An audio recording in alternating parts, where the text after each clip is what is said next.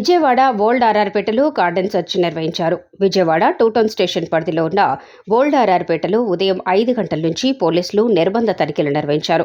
ఈ సందర్భంగా west ACP Murali Krishna Reddy మాట్లాడుతూ, ఎన్నికల కౌంటింగ్ కార్యక్రమం సందర్భంగా ఎటువంటి అవాంఛనీయ సంఘటనలు జరగకుండా ముందస్తు భద్రతా ఏర్పాట్లో భాగంగా ఈ తనిఖీలు నిర్వహించామని, ఓల్డ్ ఆర్ఆర్పేటలో సుమారు 100 ఇళ్లు తనిఖీలు చేశామని తెలిపారు.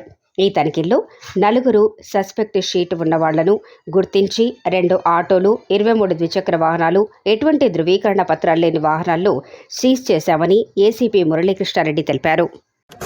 ఈరోజు తెల్లవారుజాము నుంచి కూడా మా సిఏస్ 2 టౌన్ సిఏ గారు, అలాగే 1 టౌన్ సిఏ గారు, అలాగే మా ఎస్ఐస్ స్టాఫ్ అందరితో కలిసి ఈ ఓల్డ్ ఆర్ఆర్పేటలో హౌసెస్ అన్నీ కూడా గార్డెన్ అండ్ చర్చ్ ప్రోగ్రాం పెట్టి అన్ని ఇళ్ళు కూడా చెక్ చేయడం జరిగింది.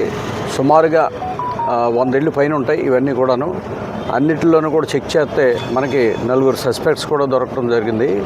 వీళ్ళు ఏంటంటే ఇదివరకు ప్రీవియస్గా ఓల్డ్ కేసెస్ అవి ఉన్నాయి. థెఫ్ట్ కేసెస్ ఒక 2 మీద, అదే రకంగా ఒక రౌడీ షీటర్ మర్డర్ కేసు ఉన్న అతని మీద వీళ్ళంతా కూడా దొరకడం జరిగింది.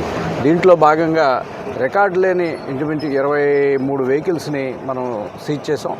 అవి కాకుండా దాంట్లో 23 బైక్స్, అలాగే 2 ఆటోలు కూడా సీజ్ చేసాం.